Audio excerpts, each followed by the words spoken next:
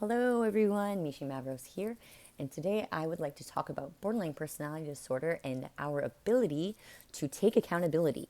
Is it possible, or are we incapable of ever holding ourselves accountable? I'm just going to say right now, yes, we're able to hold ourselves accountable, and we do pretty much all the time.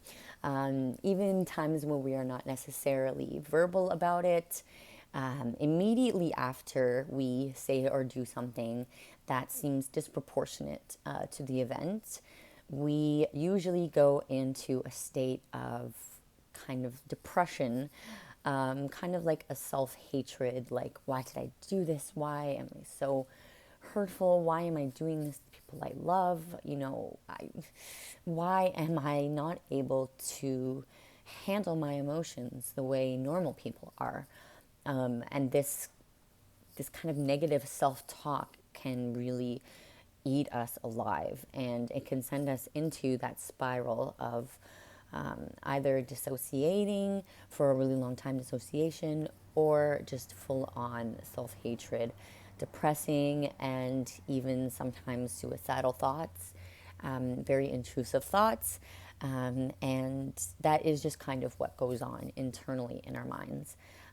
We definitely don't feel that we handled them in the best way.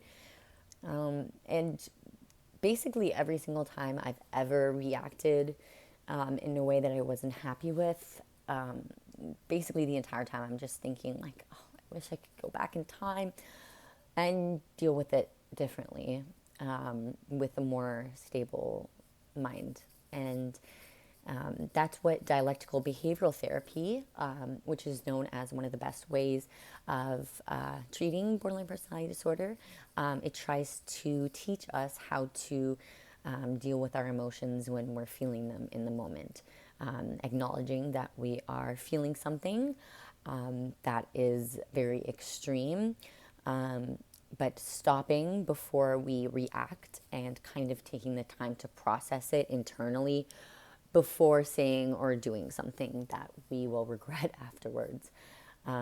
It is something that takes years and years for us. I've been diagnosed almost 8 years now. I've been making YouTube videos about BPD for almost 6 years now, which is crazy to me. And sometimes I really want to delete my old videos, basically all of the old ones, because I feel like I did not have the same understanding of BPD the same way that I do now.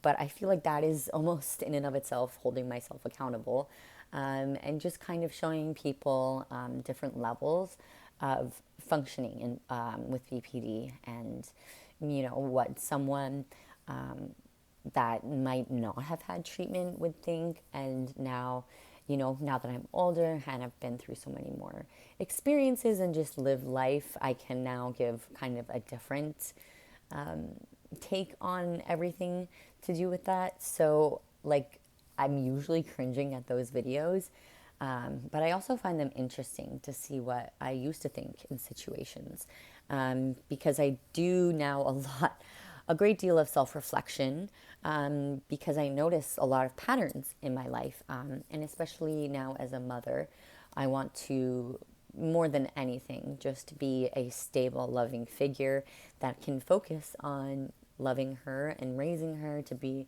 her own beautiful person that is able to handle her emotions. So for years I've been researching BPD, trying to figure out exactly what it is, exactly why it is that we have it. And again, so many people experience it differently. There's 9 symptoms, but you can have only 5 of them, or you can have 9. You can have a completely different combination of symptoms. You can also have quiet borderline personality disorder. I have classic borderline personality disorder. The quiet BPD, it's less outwards, it's more inwards. It's the same thing with an introverted versus an extroverted person. I feel like people with quiet BPD tend to take it out a lot more on themselves, and it's not as visible. So it's a lot harder to diagnose as well, and a lot harder to treat, just because I think psychiatrists weren't even aware of why BPD until more recently. They were kind of just looking for those classic symptoms of, chaos and the inability to handle emotions, the fears of abandonment, the inappropriate rage, the dissociative symptoms, self harming behaviors, all of that. It can be exhibited very differently from person to person. Although it is a personality disorder, we can be completely different people. There's millions of us out there, and I've met so many of us. Like, I've met so many people as well with BPD from all over the world. And to say that we're all exactly the same is extremely toxic, and really kind of belittles everything that we've gone through and everything that we, can accomplish. Everyone has different strengths and weaknesses. Everyone has also been through different things in their life. We all haven't lived the same life. And although people with BPD, more often than not, the reason we have it is due to having trauma, and not just one traumatic event, but more so either a childhood of traumatic events, or just never having the right kind of attachment, or safe. We've never really, a lot of us never really felt safe in being able to express our emotions, because we were told that we were either not allowed to be angry or sad. Especially with men growing up, a lot of boys were taught not to cry because it's a girl thing, which is extremely harmful. It teaches us not to experience emotions when we're feeling them, and rather keep them bottled up inside, which can obviously end up leading to so many harmful things that I think a lot of people don't realize. And although we do have BPD, every single person, and I will say this, every single person that's above the age of 16 or even 18 would benefit from therapy or talking to someone professionally. And I truly do mean that. I mean, especially the older generations. A lot of us come from parents or grandparents that are from war-torn countries. A lot of times people have seen and witnessed and lived things that are super traumatic, but we're told not to ever talk about it or to move on. So I feel like although people with BPD have their own trauma, I think everyone has their own trauma that has kind of manifested into, not the best kind of behaviors. To say that someone is perfect is just unrealistic. And I mean, every single one of us can improve. So with borderline personality disorder, I think that we are actually very, very aware that there is something wrong with us. And we don't really use it as an excuse, although people try to say that, we use our BPD as an excuse. We more try to use it as an explanation for why we are, acting in some ways, sometimes in ways that people don't understand, or people think are inappropriate or disproportionate to the events. And I feel like, with that internal monologue going on of feeling like we are terrible people, usually more often than not feeling a hatred within ourselves, or completely just detached from ourselves, completely like numb, dissociating from really able from being in touch with reality and feeling feelings in the moment. We don't want to be feeling that way. We really, really regret the things that we've said and done afterwards. And I've always said, like, I wish I could just go back in time and deal with those situations differently. But I just let my emotions, I let my hurt speak for me. And people with borderline personality disorder, we are at our core just hurt people that were never really told that it's okay. And that's why a lot of us seem to be immature or childish, because we let our inner child, our hurt inner child that was never listened to, kind of speak for us. A lot of times we're ignored, because people don't want to, step in to our feelings, and it can be unpredictable. So people can be scared sometimes of wanting to get that deep with us.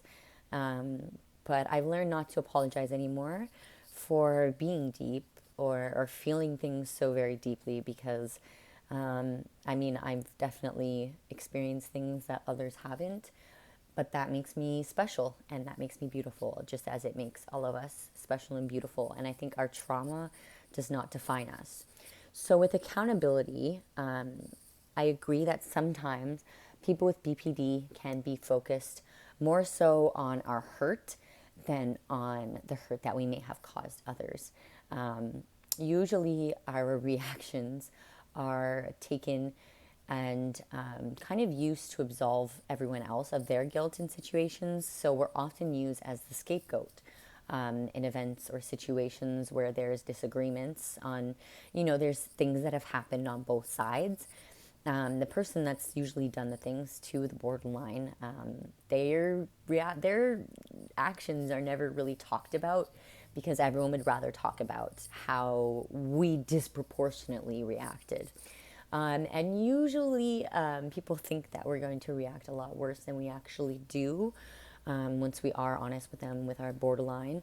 And they use it actually to further gaslight us and say, "Oh, I don't want to get a reaction out of you," or "Oh, I didn't want to talk to you about this because of this," or "I hid this from you because of this."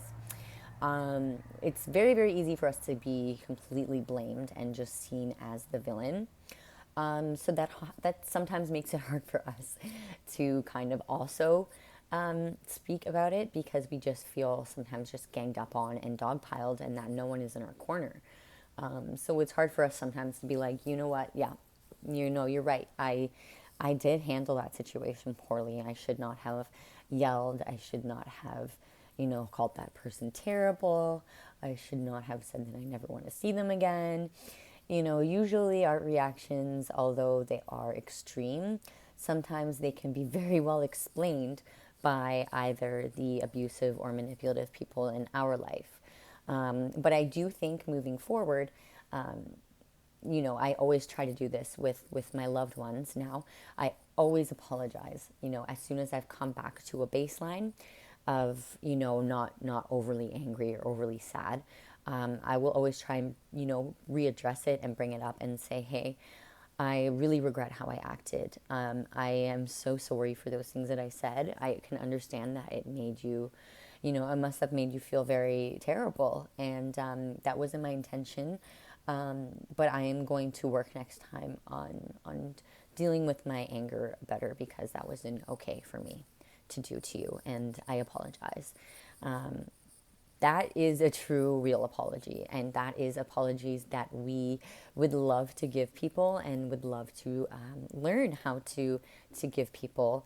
And in therapy and in learning that not everything is an attack on us, that can definitely help us become more healthy and stable, and be able to have those conversations where we are able to hold ourselves accountable.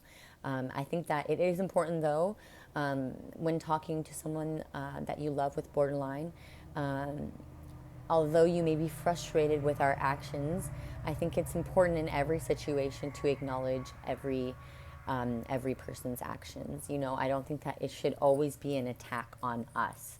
More often than not, I feel like other people completely absolve themselves of all of the guilt.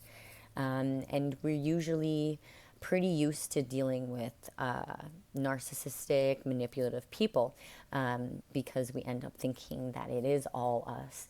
And, we just want to get better.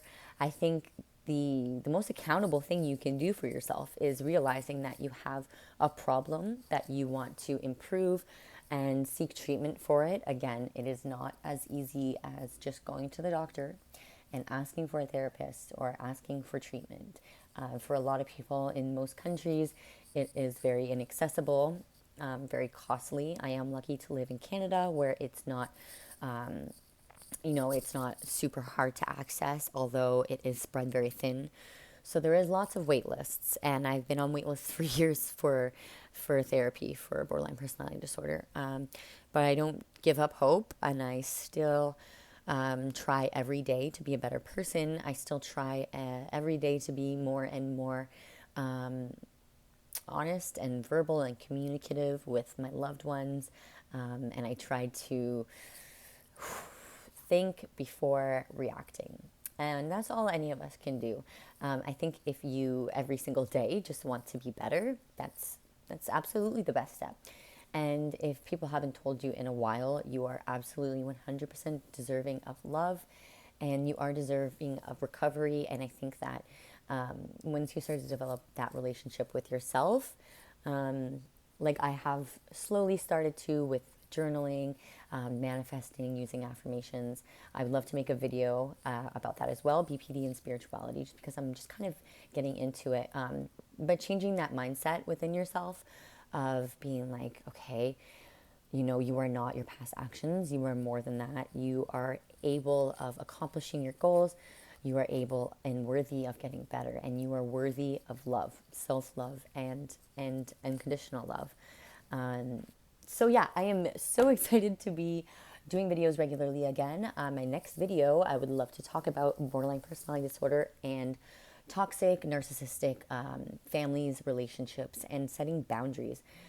Because again, I've talked about BPD and accountability. I think a lot of people sometimes confuse us with narcissists who are actually incapable of holding themselves accountable and will usually use, other people's either with triangulation or flying monkeys to kind of make themselves the victim.